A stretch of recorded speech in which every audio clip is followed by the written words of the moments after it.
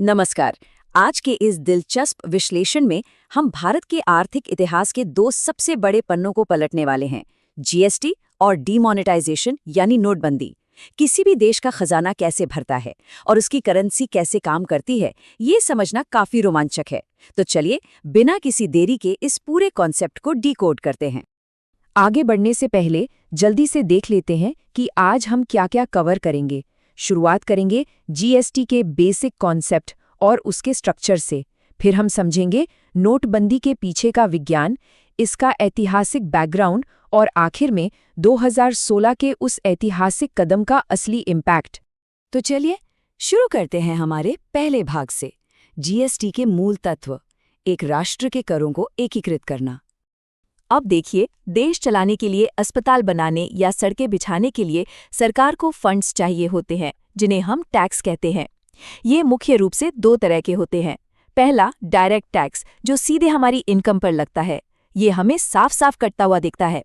लेकिन दूसरा होता है इनडायरेक्ट टैक्स। ये हमारी रोजमर्रा की चीजों की कीमतों में ऐसे छिपा होता है कि हमें पता भी नहीं चलता और हम इसे चुका देते हैं। और जीएसटी इसी इनडायरेक्ट टैक्स का ही सबसे मॉडर्न और सबसे बड़ा रूप है। एक राष्ट्र, एक कर, एक बाजार। ये सिर्फ एक कैची स्लोगन नहीं है, बल्कि जीएसटी की पूरी नींव इसी पर टिकी है। जरा सोचिए, पहले देश में 17 अलग अलग तरह के टैक्स लगते थे। मतलब टैक्स के ऊपर टैक्स का जंजाल। जीएसटी ने इस पूरे सिस्टम को खत्म करके सब कुछ इतना पारदर्शी बना दिया कि टैक्स चोरी करना बेहद मुश्किल हो गया और इससे देश के राजस्व को भी काफी फायदा मिला। अब आते हैं भाग 2 पर, जीएसटी का ढांचा, कानून का निर्माण। इतने बड़े देश में एक नया टैक्स सिस्टम रातों रात तो लागू नहीं हो सकता है ना। इसके लिए तो संविधान में ही अहम बदलाव करने पड़ते हैं। इस कानून का सफर 2005 में शुरू हुआ था, जब तत्कालीन वित्त मंत्री पी चिदम्बरम ने संसद में पहली बार इसका आइडिया रखा। सालों की लंबी बहस के बाद आखिरकार अगस्त 2016 में इसे संसद ने पास किया।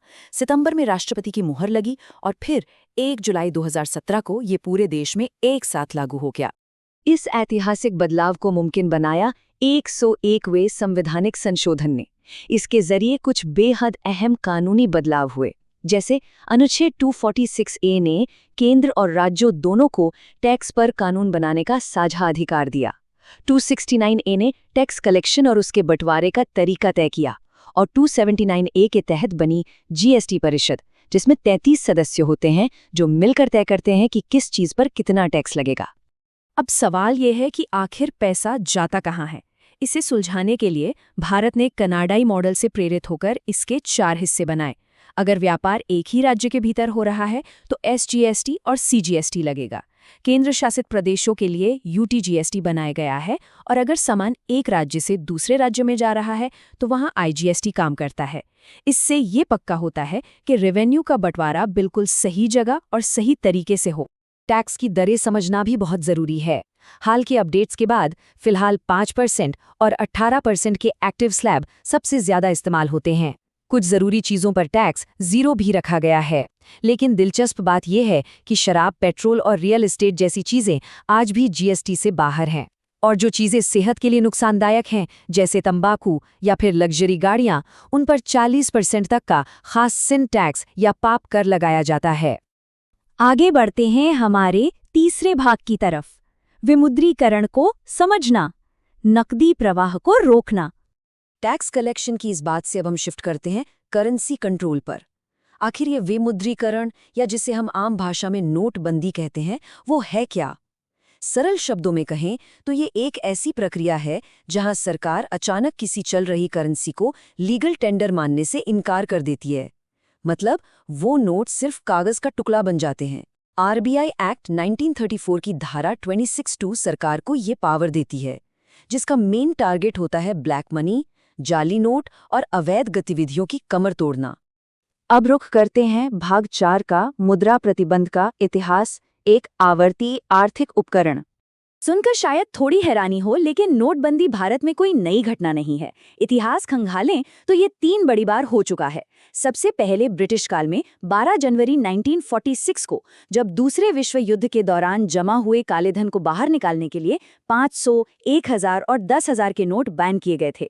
फिर आज़ाद भारत में 1978 में एक बार फिर ऐसा हुआ, और उसके बाद सबसे लेटेस्ट जो हम सबको याद है, नवंबर 2016 की नोटबंदी।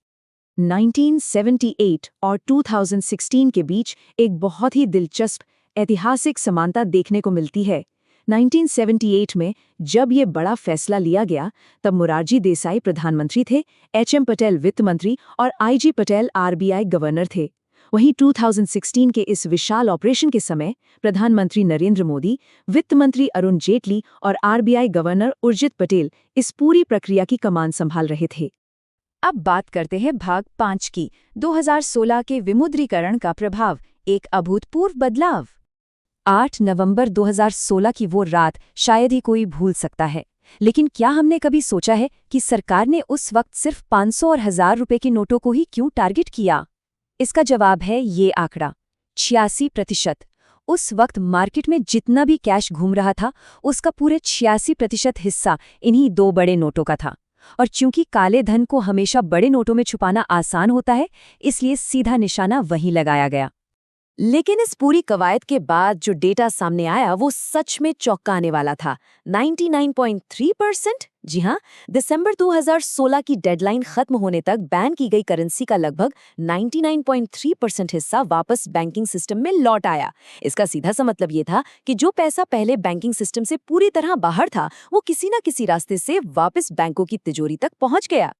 इस बड़े फैसले के नतीजे काफी मिले जुले रहे। एक तरफ पब्लिक को कैश की भारी किल्लत झेलनी पड़ी और देश की जीडीपी में शॉर्ट टर्म के लिए करीब 1.5% की गिरावट दर्ज की गई। लेकिन तस्वीर का दूसरा पहलू ये भी था कि जनधन खातों के जरिए लाखों लोग पहली बार बैंकिंग सिस्टम से जुड़े और देश में डिजिटल पेमेंट्स का ऐसा बूम आया जो आज भी कायम है। बाद में सुप्रीम कोर्ट ने भी विवेक नारायण शर्मा केस में 4-1 के बहुमत से इस फैसले को कानूनी रूप से सही ठहराया। तो अंत में एक बड़ा सवाल हमारे सामने खड़ा होता है। जीएसटी ने जहां पूरे देश के टैक्स सिस्टम को एक धागे में पिरो दिया, वहीं नोटबंदी ने कैश के फ्लो और डिजिटल लेनदेन की पूरी कहानी ही बदल कर रख दी। आने वाले दशकों में इतिहास भारत के इन 2 विशाल आर्थिक बदलावों को किस तराजू में तौलेगा? क्या इसके दीर्घकालिक परिणाम अर्थव्यवस्था को पूरी तरह बदल देंगे? ये सोचने वाली बात है। आज के इस विश्लेषण में हमारे साथ जुड़ने के लिए बहुत बहुत धन्यवाद।